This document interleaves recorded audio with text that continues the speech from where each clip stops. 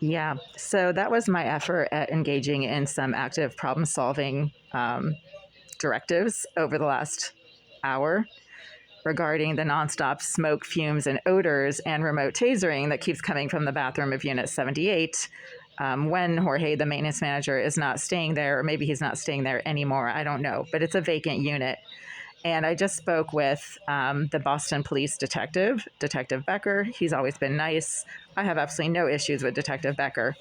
But his response to what I was explaining and describing is, kind of typical.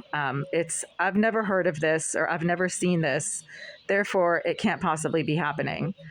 Well, maybe he hasn't been dealing with the types of criminals that the Greenville group is evidently housing or using in this building complex. He also doesn't seem to have any idea of who Jay Irizarry is, even though Jay Irizarry is actually listed in the Massachusetts Sex Offender Registry as a registered level 3 sex offender. So I think Detective Becker is busy, probably didn't have time to go through the Massachusetts Sex Offender Registry recently to see which sex offenders are living right around the corner from the E13 station. And I'm assuming he hasn't been dealing with criminals who are evidently employed either by BLM or by the Russian mafia, as I have been recently informed by 2 separate housing agents that the Greenville group is run by.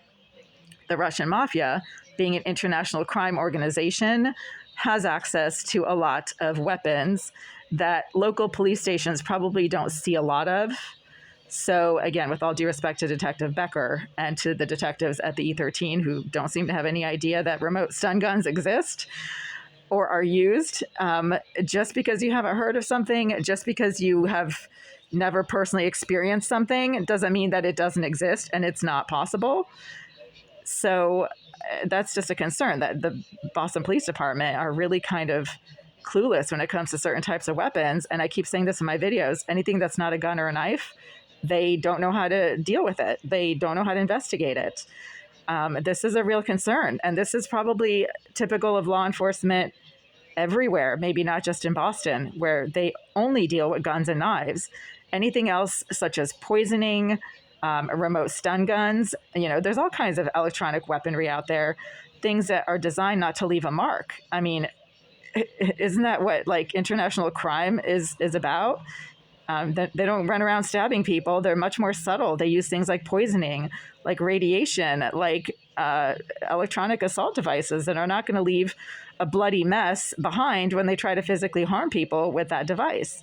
So this landlord of this building, as I've been told, this is not me coming up with it, I've been told they are run by the Russian mafia. They also tend to cater to BLM thugs and creeps and career criminals who probably also have access to unusual weapons that the police might not necessarily have heard of. I don't know how the police cannot know about this.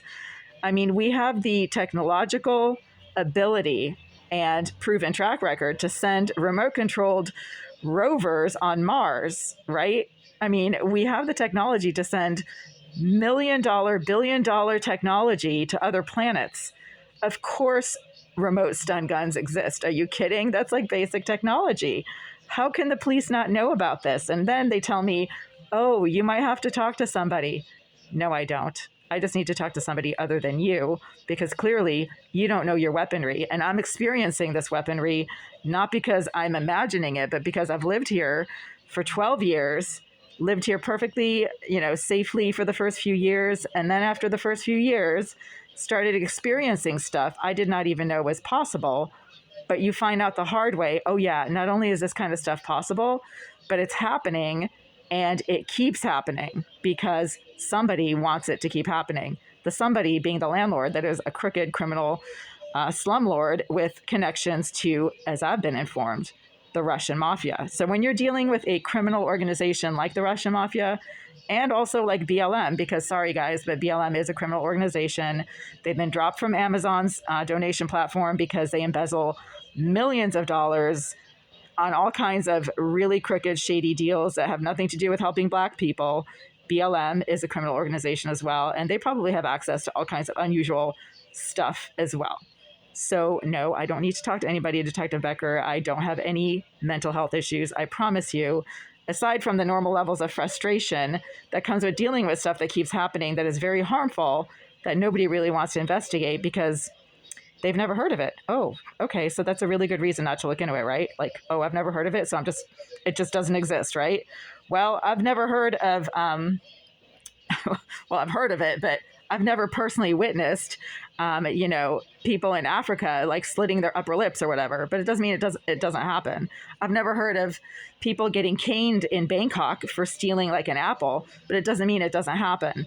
I've never seen the Japanese, in Japan, killing these super dangerous spiky fish and turning them into sushi, but it doesn't mean it doesn't happen. Just because you've never seen something, personally experienced it, doesn't mean it doesn't happen. Holy cow, that is like kindergarten logic. Why do I have to explain this? But I do.